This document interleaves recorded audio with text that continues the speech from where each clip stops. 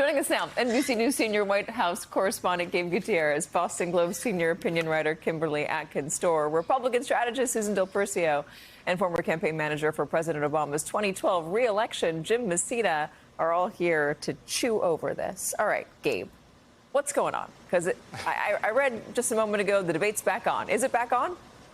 Well, it technically was never off.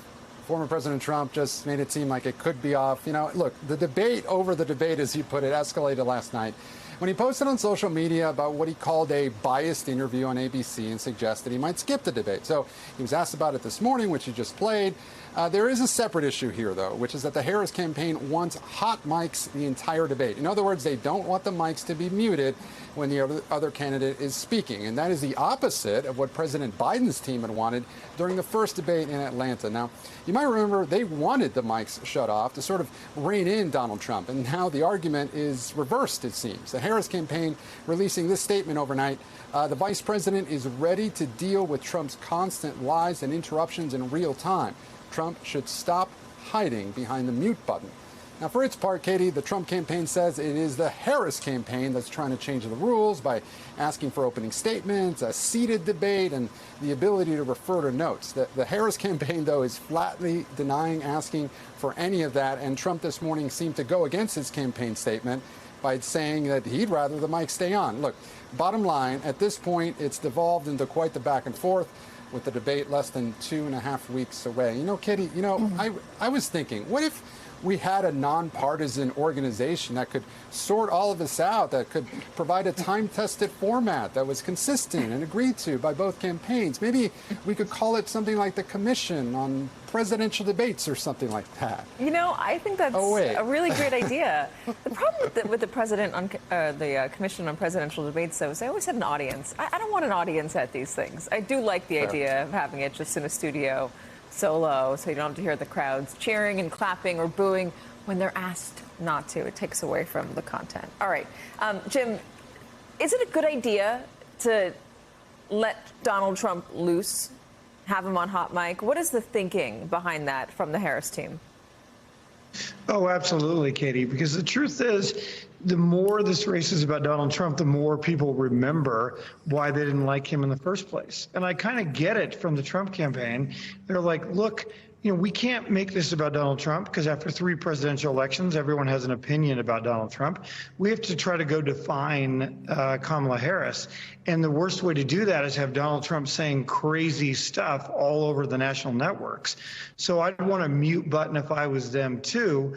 But the Harris campaign absolutely wants people to see Donald Trump in his actual real live environment and see all the crazy things he's likely going to want to say. So once again, you have a Harris campaign that is just playing Major League Baseball with a Trump campaign that is fighting in front of the national networks with their candidate. I mean, these guys can't shoot straight. They're sitting on their couches wanting to kind of go crazy, Katie, as their candidate says absolutely nutty things 71 days before the election. Susan, is it still effective for Donald Trump to be calling people names? He's calling, ABC anchors names. He's insulting Kamala Harris's IQ. He continues to do it. Did it just a few minutes ago on his Truth Social.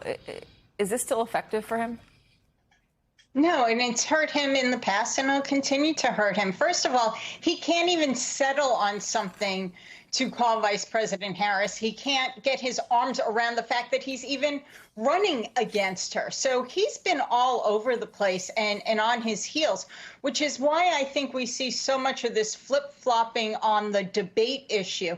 Yes, I want an open mic. No, I don't want an open mic. I do want to have it. ABC's not good. It is good.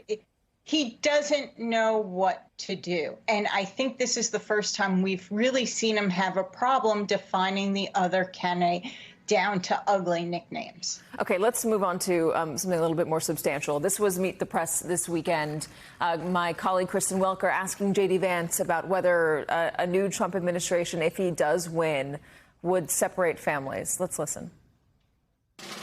Will families be separated under your mass deportation policy? I think that families are currently being separated, and you're certainly going to have to deport some people in this country. Now, I think you so start that's a yes? with What Kamala Harris says is that Donald Trump wants to separate families. Kamala Harris's policies have led to thousands upon thousands of migrant children living with sex traffickers and drug cartels. Well, that is the consequence of her policies. But there's not a policy to separate families. There's not a policy to separate families. Oh, if you know that your policies will lead to family separation, you don't get to claim. Kristen, this is important. Kamala Harris cannot claim that she doesn't know that her policies are leading to family separation. They are, and everybody knows it, and she has to take responsibility.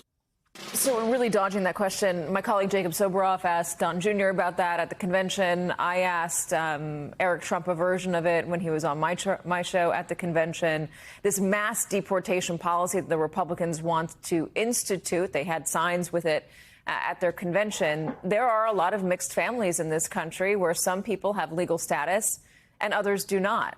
Kimberly, what did you think of J.D. Vance's effort to turn it right back around on the Harris team?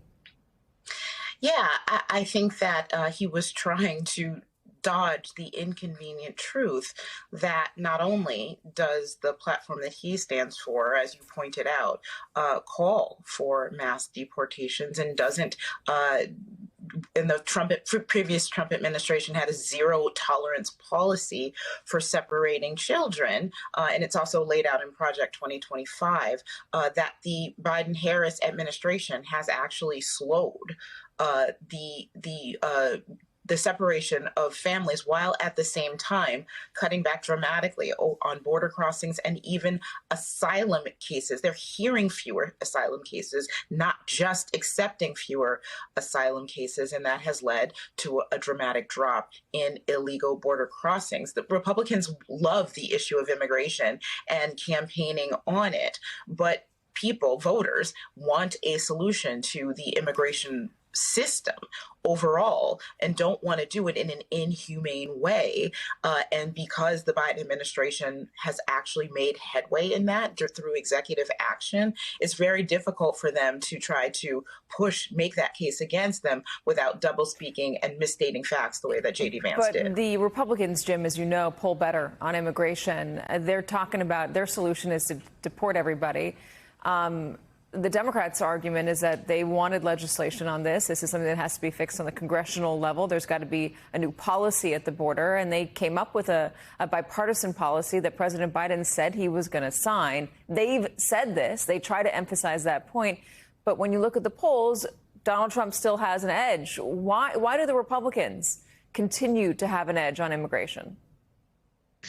Because historically, Democrats haven't wanted to talk about it. And I agree with Kimberly. You know, Republicans are now a little bit on the defense on this, Katie, because they have to defend voting against the bill you just talked about. And now they have to defend separating kids. I was watching focus groups in Arizona and Nevada over the weekend, and Latino voters went straight to this child issue and said, look, we agree we need to have a tougher border. We agree with Trump, but you cannot separate kids here. That's ridiculous. And then it's clear he's just playing politics. So what was once a clear-cut winner for the Republicans has now become more of a problem as J.D. Vance spent minute after minute on the defense with Kristen Welker. I think, you know, they've started to screw this issue up. But to your point, Democrats have got to talk about it. Democrats have got to go straight at it and not pretend it's not an issue, because this is an issue swing voters care about.